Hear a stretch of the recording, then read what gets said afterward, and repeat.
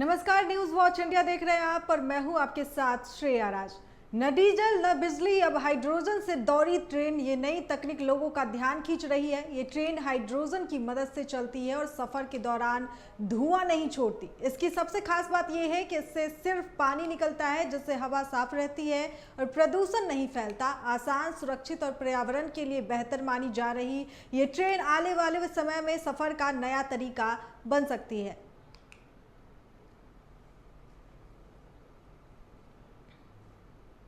अब रुक करते हैं अगली खबर की ओर। यूपी के कौशाम्बी से सामने आया ये मामला स्कूलों में बच्चों की सुरक्षा पर बड़ा सवाल खड़ा कर रहा है। एक महिला शिक्षिका के हाथों में चाकू और चापर लेकर स्कूल पहुंचने का वीडियो वायरल होने के बाद शिक्षा विभाग और पुलिस हरकत में आ गई। खुद सुनिए।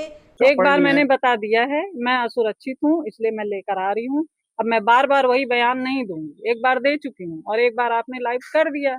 अब दोबारा सुरक्षित किससे नहीं आप? अभी मैं किसी का नाम नहीं लूंगी। बच्चों खतरा है मैडम, डर रहे हैं आप, चापड़ हाथ में अगर लिए मैं हैं। नाम ले लेती हूँ तो फिर तो सभी कुछ हो जाएगा। चाकू फिर कुछ काम ही नहीं आएगा ले ना। लीजिए नाम। हाँ, मैं ले नाम लीजिए नहीं मैडम। लूंगी, नाम नहीं लूंगी। क्लासरूम में एक वीडियो बनाया गया था, चाकू चाकू और चापा। बना होगा तो जो है क्लासरूम में क्या कोई बच्चे थे? वीडियो में अगर ये भी होगा कि उसमें कोई बच्चे थे, मैं अकेली बैठी थी, तो मैं अकेले तो अपनी सुरक्षा के लिए लूंगी अपना। क्लासरूम में लोग बंदूक लेते, मैं बंदूक नहीं ली हूँ, चाकू ही ली हूँ। क्लासरूम में क्यों दिखाया जा रहा चाकू चापड़? हाँ, क्लासरूम में क्यों दिखाया जा रहा चाकू चापड़? चाकू चापड़ नहीं दिखाया जा रहा है, चाकू चापड़ मैं ली हूँ।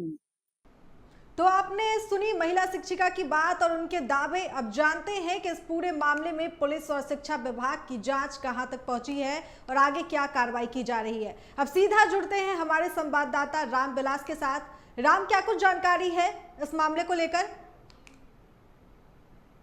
जी मैम, एक कौशाम्बी से एक सनसनीखेज घटना सामने आई है, जहां पर एक प्राथमिक विद्यालय में एक अध्यापिका जी अपने कमरे में बैठकर चाकू और चापड़ लहराती नजर आ रही हैं, जिससे देखकर बच्चे डर जाते हैं, सहम जाते हैं और अपने क्लासरूम छोड़ करके बाहर जाते हैं। जैसे ही अभिभावकों को ये जानकारी होती है तो तत्काल अभिभावक पुलिस को सूचना देते हैं। पुलिस मौके पर पहुंचती है, शिक्षा विभाग के अधिकारी, खंड शिक्षा अधिकारी भी वहां मौके पर पहुंचते हैं और उस दौरान चापड़ को पुलिस अपने कब्जे में लेती है, जिससे बच्चों में भय का माहौल पड़ जाता है। बच्चे डरे सहमे हैं, अभिभावक भी डरे सहमे रहते हैं कि ऐसी जहां पर शिक्षिका के हाथ में कलम होनी चाहिए, वहीं चाकू और छुरी नजर आ रही है। राम, शिक्षिका के हाथ में चाकू और चापर लेकर स्कूल पहुंचने की वजह क्या बताई जा रही है?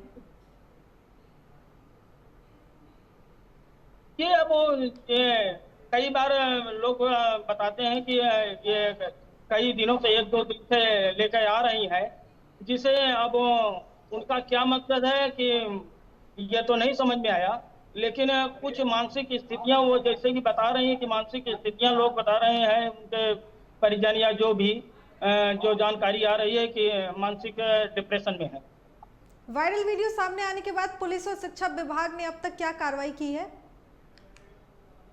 जी, खंड शिक्षा अधिकारी ने उनके खिलाफ लिखा पढ़ी करके जिला बेसिक शिक्षा अधिकारी को भेज दिया गया है और अब आगे की कार्रवाई विभागीय की जाए। क्या पुलिस ने शिक्षिका से पूछताछ की है और उनका पक्ष क्या सामने आया है? वो कह रही है कि मैं बहुत दिनों से डिप्रेशन में हूँ, मैं अपनी सुरक्षा के लिए ये सामान लेके, ये चाकू और वो लेके आती हूँ, चापड़ मैं अपनी सुरक्षा के लिए लेके आती हूँ।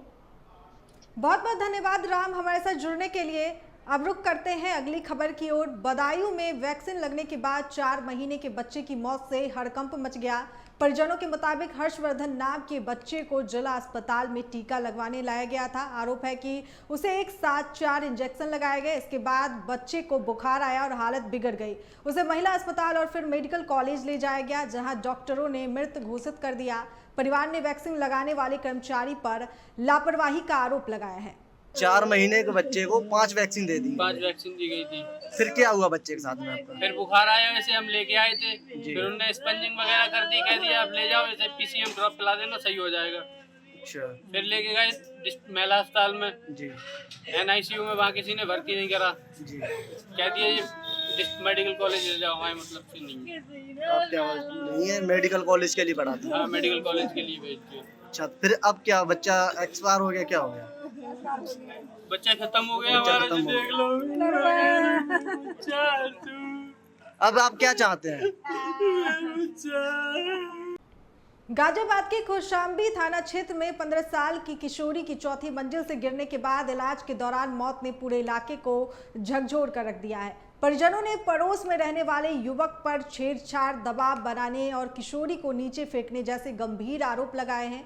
वो क्या कहते हैं, मेरा नाम सोनी है। हम रात में अंदर थे अपने, हमारा कूलर पंखा चल रहा था। हमें जब शोर हुआ है ना, जब हम बाहर निकल के देखे थे, जब भीड़ हो रखी थी, हमें ये नहीं पता था कि लड़की गिर गई है। जब हमको बाद में पता चला है कि लड़की गिर गई है, जब तक लड़की को लेके चले गए, हमने लड़की नहीं देखी है।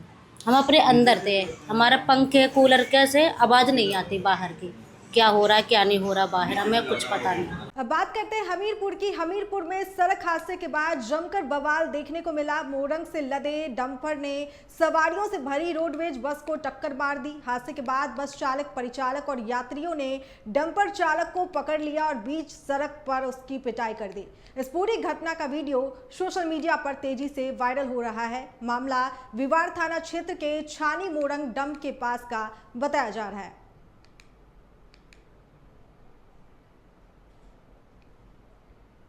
बिजनौर में पुलिस हिरासत से आरोपी फरार होने के मामले में बड़ी कार्रवाई हुई है। मंडावली थाना से प्रेम प्रसंग मामले में पकड़ा गया आरोपी पुलिस को चकमा देकर फरार हो गया। घटना के बाद एसपी ने थाना प्रभारी राकेश कुमार को लाइन हाजिर कर दिया। बताया जा रहा है कि आरोपी को युवती के फरार होने के मामले में पूछताछ के लिए थाने लाया गया। मामले में पुलिस की लापरवाही पर सवाल उठ रहे हैं और जाँच जारी है। एसपी साहब से मिलने आए थे। एक हमारे सम्मानित अधिवक्ता के साथ बदतमीजी की थी। कोई व्हाइट फ्लावर है इनके यहाँ, जो पुलिस में भी रहने लायक नहीं, उसे ये भी तमीज नहीं कि एक अधिवक्ता से कैसे बात करी जाती है कैसी नहीं। और उसने उस अधिवक्ता का ही अपमान नहीं करा, बल्कि सारे अधिवक्ता समुदाय को कहा कि मैंने बहुत सारे वकील देखे, ये बार एसोसिएशन उसको दिखा कर बैठेगी कि वकील कैसे होते हैं।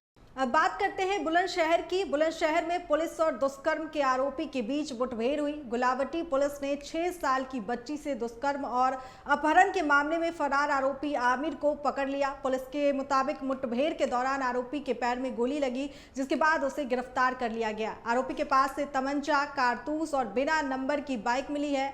पुलिस का कहना है कि आरोपी पर पहले से भी कई गंभीर मामले दर्ज हैं।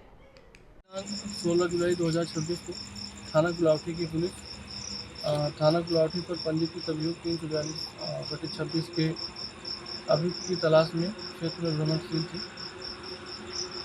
इसी समय मुखबिर खास के द्वारा सूचना प्राप्त हुई कि नथुगढ़ी गेट के पास आज हुई घटना के संबंध में उसका जो वांछित अभियुक्त है वो अपनी बाइक के साथ खड़ा है तथा कहीं भागने की फिराक में है। सूचना पर तत्काल थाना पुलिस मौके पर पहुंची तो वहाँ एक व्यक्ति जो काले रंग की बाइक के साथ खड़ा था, पुलिस को देखकर भागने लगा।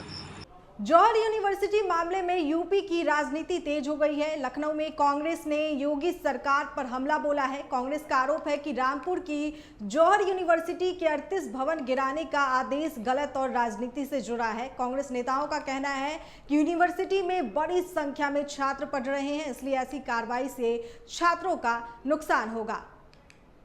जो प्रदेश भर में भाजपा के जितने कार्यालय बने हैं सभी के नक्शे पास हैं, स्वीकृत हैं। आरएसएस के जो जितने कार्यालय बने हैं क्या उसके नक्शे पास हैं? इसकी भी जरा जांच करा लें, जांच कर लें। आप लोग भी मीडिया के लोग हैं, जरा इसकी भी जानकारी कर लें कि अभी भाजपा का जो कार्यालय है विधानसभा के सामने वाला, क्या उसका नक्शा पास है? या जिले जिले में जो अभी हर जगह बनवाए हैं 5 स्टार वाले कार्यालय बनाए, क्या उसके भी नक्शे पास हैं क्या? इसकी भी जरा जानकारी कर लें, नहीं तो उनके ऊपर बुलडोजर चलना चाहिए। बुलडोजर की कार्रवाई वहां भी करिए, केवल जौहर विश्वविद्यालय को ध्वस्त करने की बात कर रहे हैं। ये निश्चित सरकार मेरी मांग है कि उसको डिमोलिश न किया जाए, उसको कंपाउंडिंग करके उसकी व्यवस्था की जाए। और अगर आप निश्चित तौर से पूरी तरीके से आप चिढ़ गए हैं कि नहीं, जिस तरीके से आजम खान साहब के परिवार को आपने बर्बाद किया। सोनम वांगचुक के अनशन को लेकर अभिनेता आमिर खान ने पहली बार अपनी बात रखी है। आमिर ने कहा कि उनके वांगचुक की सेहत की चिंता है और उम्मीद है कि वो जल्द अनशन खत्म करेंगे। साथ ही उन्होंने साफ किया कि फिल्म 3 इडियट्स सोनम वांगचुक की जिंदगी पर आधारित नहीं थी। आमिर ने बताया कि फिल्म बनाते समय वो वांगचुक को जानते तक नहीं थे। बता दें कि ये बयान लंदन इंडियन फिल्म फेस्टिवल के दौरान सामने आया। विराट कोहली और गौतम गंभीर के बीच मतभेद की खबरों पर टीम इंडिया ने सफाई दी है। बैटिंग कोच श्वेतांशु कोटक ने इस खबरों को सिर्फ अफवाह बताया। उन्होंने कहा कि कोहली और गंभीर के बीच बातचीत लगातार होती रहती है और दोनों दिन में कई बार बात करते हैं। दरअसल कार्डिफ में दूसरे वनडे से पहले दोनों के बीच बातचीत नहीं दिखने के बाद रिश्तों को लेकर अटकलें लगाई जा रही थी। अब टीम ने इन दावों को खारिज कर दिया है। इस बुलेटिन में फिलहाल इतना ही। तब तक देखते रहिए न्यूज़ वॉच इंडिया।